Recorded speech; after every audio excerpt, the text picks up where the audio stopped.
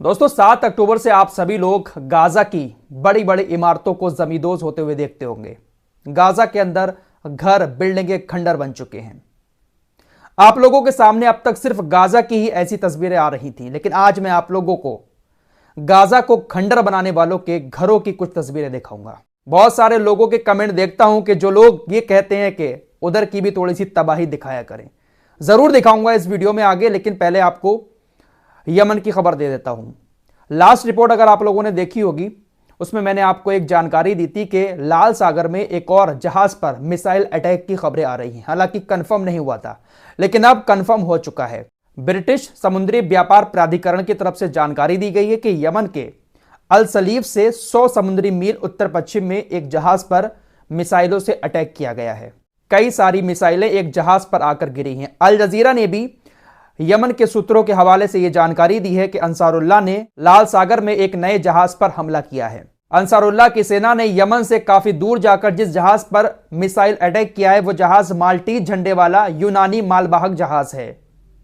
Cargo जहाज है, इस पर काफी सारा सामान लदा हुआ था और इस जहाज पर यमन से काफी दूर मिसाइल अटैक किया है हूतीस ने।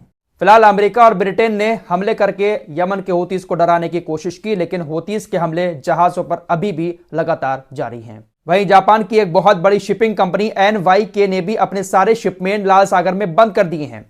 कंपनी का कहना है कि हम समुद्र में एक सुरक्षित पानी का इंतजार कर रहे हैं, सुरक्षित जगह देख रहे हैं, लिहाजा सभी जहाजों को भी आदेश दे दिया गया है कि लाल सागर की तरफ ना जाएं, अपने रास्ते को बदल लें। फिलहाल कंपनी ने लाल सागर में अपने सारे शिपमेंट बंद कर दिए हैं। एक के बाद एक बड़ी बड़ी कंपनियां अपने जहाजों को लाल सागर से रोक रही हैं और इसका असर पूरी दुनिया पर पड़ने वाला है, खासकर यूरोप में। कतर ने जो अपने नेचुरल गैस के शिपमेंट बंद किए हैं, इसका बहुत बड़ा असर यूरोप पर पड़ने वाला है। देखते हैं कि यूरोपीय देश इजराइल को गाजा पर हमले करने से रोकते हैं या फिर इजराइल ऐसे ही हमले करता रहेगा। फिलहाल हमास को लेकर दो खबरें आपके सामने रखूंगा। पहले आपको हमास का स्टेटमेंट दिखा देता हूं, उसके बाद न्यूयॉर्क टाइम्स ने क्या लिखा है हमास को लेकर, यह आपको जरूर सुनना चाहिए। हमास का ऑफिशियली स्टेटमेंट सामने आया है।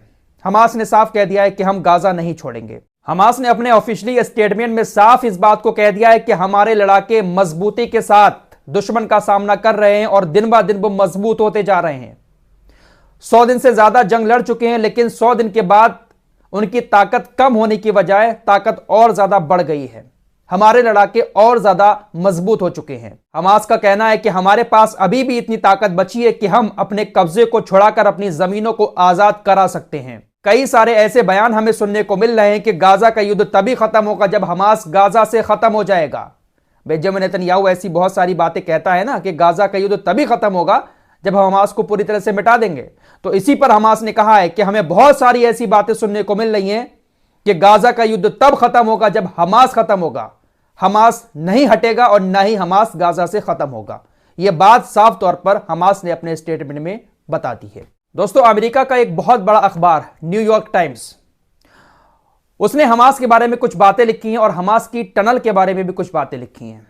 न्यूयॉर्क टाइम्स लिखता है कि गाजा पट्टी में हमास द्वारा बनाई गई सुरंगों के दायरे, गहराई और उसकी गुणवत्ता ने हमें हैरान कर दिया है। न्यूयॉर्क टाइम्स ने ये जो बातें लिखी हैं वो अमेरिका और इजराइल के अधिकारियों की बातें सुनने के बाद लिखी हैं।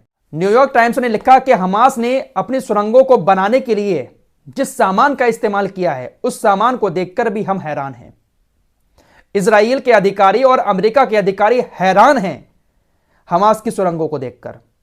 कई सारी सुरंगों में ये लोग घुसे थे, उन्हीं सुरंगों की बात हो रही है। इजराइल और अमेरिका के अधिकारियों के मुताबिक इस वक्त गाजा के अंदर जो हमास का सुरंग नेटवर्क है वो 350 मील से लेकर 450 मील तक फैला हुआ है। बहुत बड़े इलाके में सुरंग नेटवर्क है। इन अधिकारियों ने यह भी अनुमान लगाया कि हमास की इन सुरंगों तक जाने के लिए 5700 अलग अलग रास्ते हैं। यह बहुत बड़ी बात है मेरे दोस्तों। हमास ने 7 अक्टूबर को जो हमला किया वो पूरी तैयारी के साथ किया। एक बहुत बड़ा सुरंगों का नेटवर्क बनाया, जाल बिछाया और उन सुरंगों को भी ऐसा बनाया कि उसके ऊपर बॉम्ब का असर भी नहीं हो पा रहा है। इजराइल की सेना ने पानी भरने की भी कोशिश की, लेकिन सारी गुफाएं अलग अलग जगह से खुलती हैं। 5700 रास्ते हैं सभी गुफाओं के। तो अगर एक टनल में पानी भरेंगे तो ऐसा नहीं है कि सारी टनल में पानी भर जाएगा।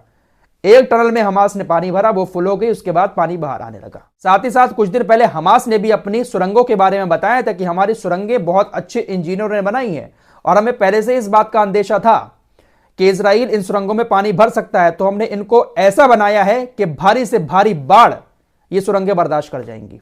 तो मान सकते हैं कि इस बार हमास ने इजराइल के खिलाफ पूरी तैयारी करके जंग शुरू की है और हमास का कहना है कि हम इस जंग को जीत कर रहेंगे। जंग के 100 दिन पूरे होने के बाद बहुत सारी चीजें आपके सामने हैं ही। इजराइल को इस जंग में अब तक क्या हासिल हुआ? कुछ भी नहीं। सिर्फ उसने आम लोगों को मारा है, इसके अलावा इजराइल को कुछ भी हासिल नहीं हुआ है। आयरन डोम की पोल खुल चुकी है, मोसाद की पोल खुल चुकी है, इजराइल की सेना की भी पोल खुल चुकी है। हजारों सैनिक मारे गए हैं, हजारों सैनिक अपाहिज हो गए हैं।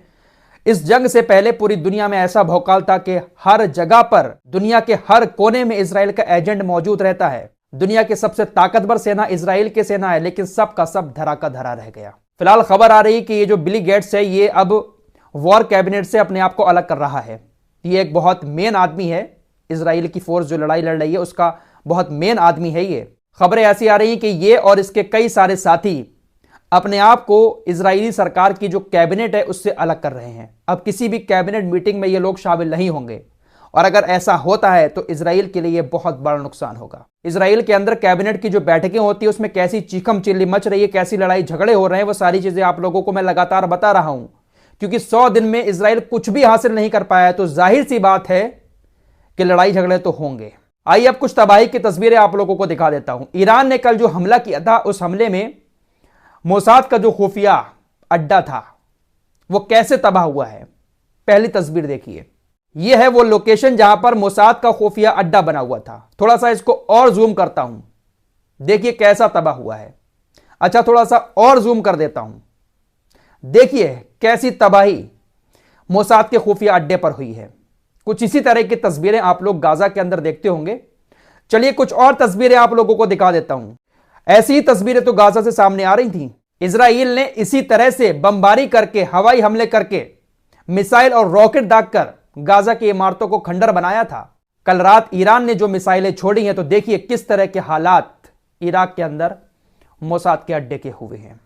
सारी तस्वीरें आपकी स्क्रीन पर है, सब के सब खंडर बन गए हैं। दोस्तों, ईरान ने एक मैसेज दिया है इजराइल को कि हम ईरान से इराक के अंदर लगभग 1300 किलोमीटर दूर टारगेट करके अटैक कर सकते हैं। तो सोचिए हम क्या कुछ नहीं कर सकते। और वाकई में ये एक बहुत बड़ी बात है कि 1300 किलोमीटर दूर से एक मिसाइल छोड़ी गई और वो मिसाइल सीधे अपने टारगेट पर जाकर गिरी। ये कुछ छोटी मोटी बात नहीं है। ईरान ने इजराइल को एक साफ मैसेज दिया है कि हमारी मिसाइलों की ताकत आप देख सकते हैं, कहां से कहां तक मार कर सकती हैं। फिलहाल के लिए इतना ही, मिलते हैं कुछ और नई खबरों के साथ। तब तक के लिए अपना ख्याल रखिए।